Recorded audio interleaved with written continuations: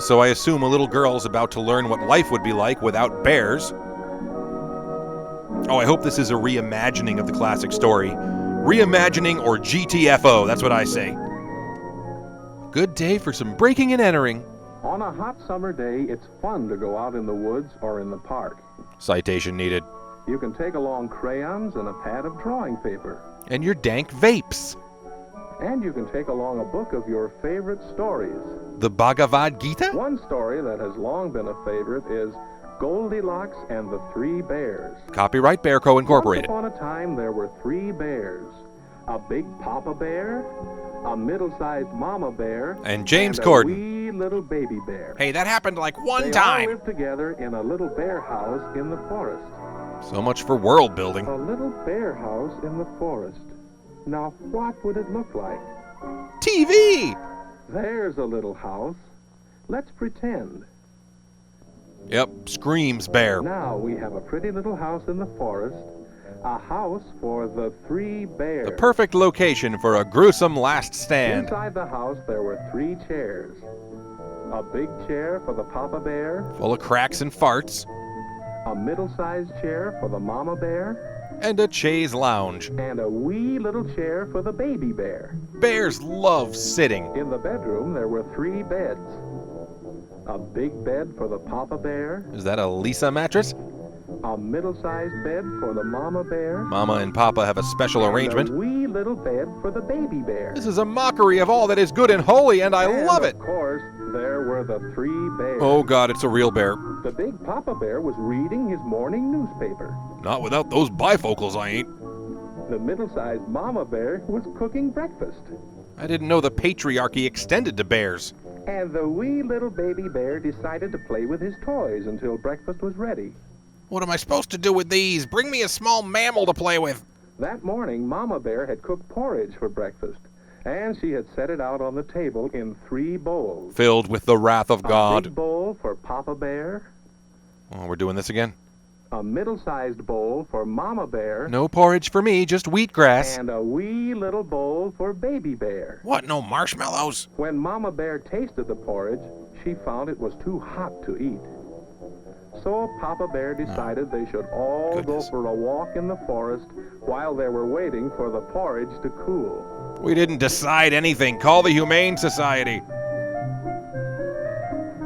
The bears decided to be forced into human garments and dragged by handlers. The next human we see will pay. That same morning, a little girl named Goldilocks was walking through the woods. Now, Goldilocks lived near the woods, and she often went for walks near her home. For smoke breaks. This morning, though, she had walked farther into the woods than she had ever gone before. She was looking for cadavers to film for her YouTube channel.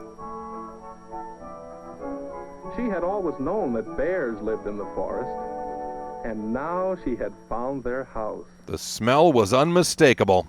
She wasn't sure just how to behave, but she knew it would be polite to knock on the door. Not sure how far politeness goes in the carnivore community. There was no answer, but the door was open. So Goldilocks tiptoed in.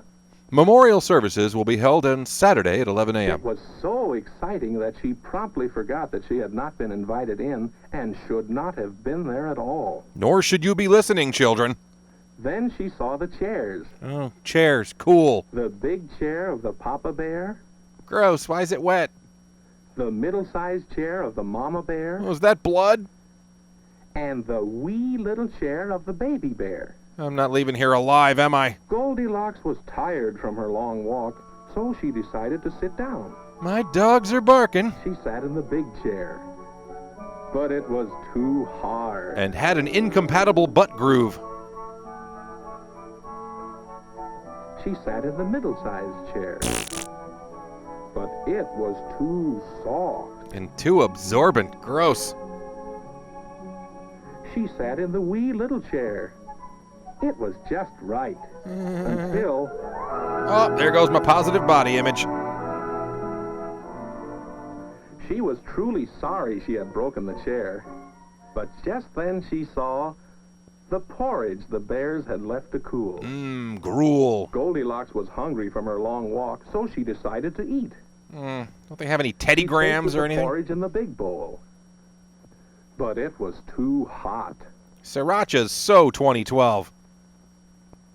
She tasted the porridge in the middle-sized bowl, but it was too cold. Sorry, Mama Bear, pack your knives. She tasted the porridge in the wee little bowl. It was just right. It had the perfect ratio of flies to bile, In fact, it was so good that she ate it all up. which is going to ruin her dinner and her figure, but it's her choice.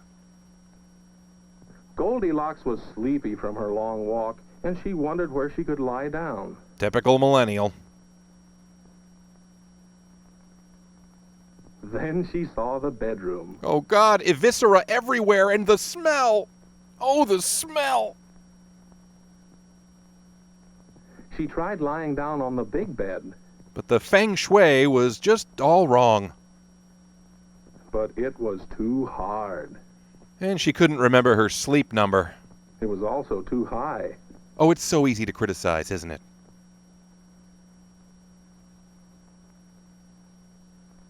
She tried lying down on the middle-sized bed, but it was too soft. Like a water bed filled with pudding.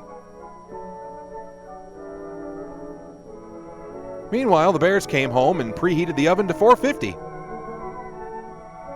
She tried lying down on the wee little bed. It was just like her cozy bed at home, and so she went to sleep.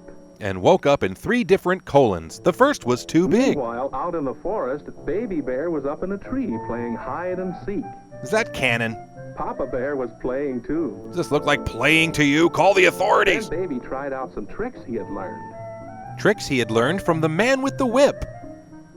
Mama and Papa were quite proud, especially when Baby walked on his front legs. We're not proud. This is the most shameful episode of our once noble lives.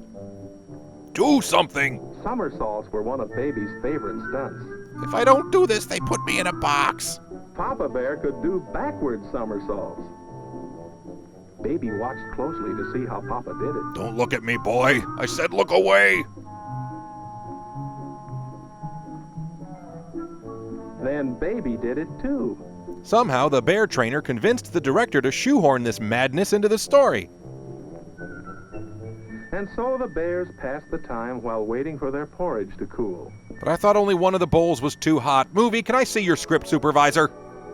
Goldilocks was still sound asleep when the bears came back home. Big Papa Bear, What's that smell? middle-sized Mama Bear, Smells like another and woman. wee little Baby Bear. If any of my stuff's broken, I'm gonna lose As it. soon as they were inside the house, the bears knew that someone had been there. It gave them a sick thrill. Papa Bear said in his big voice, "Someone has been sitting in my chair." Also, I've been enslaved and degraded, if Mama you've Bear noticed. said in her middle-sized voice, "Someone has been sitting in my chair." Smells like Dr. Pepper lip balm. Baby Bear said in his wee little voice, "Someone has been sitting in my chair, and it's broken." Can we turn on our captors yet, Daddy? Just give the signal. Then Papa Bear said in his big voice, "Someone has been eating my porridge."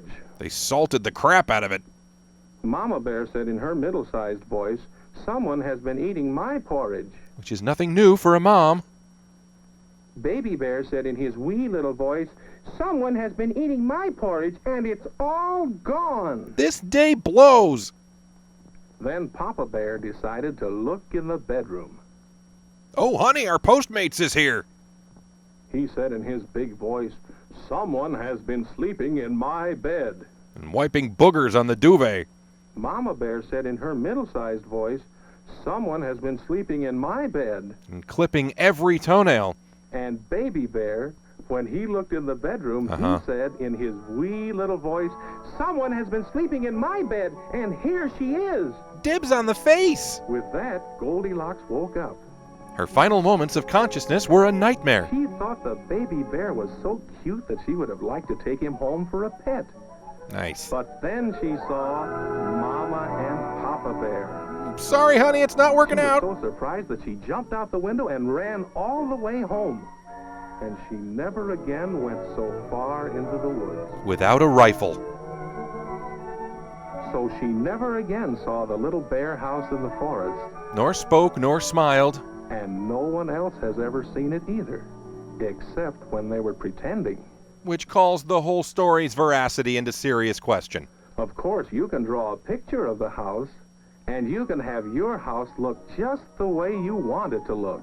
But please, no stucco. Then you can tell the story of what happened in your little bear house in the forest. Maybe yours can be a little less exploitative, and would it hurt you to throw in a car chase and some character motivations? Sheesh, apologies for that one, gang. Bye.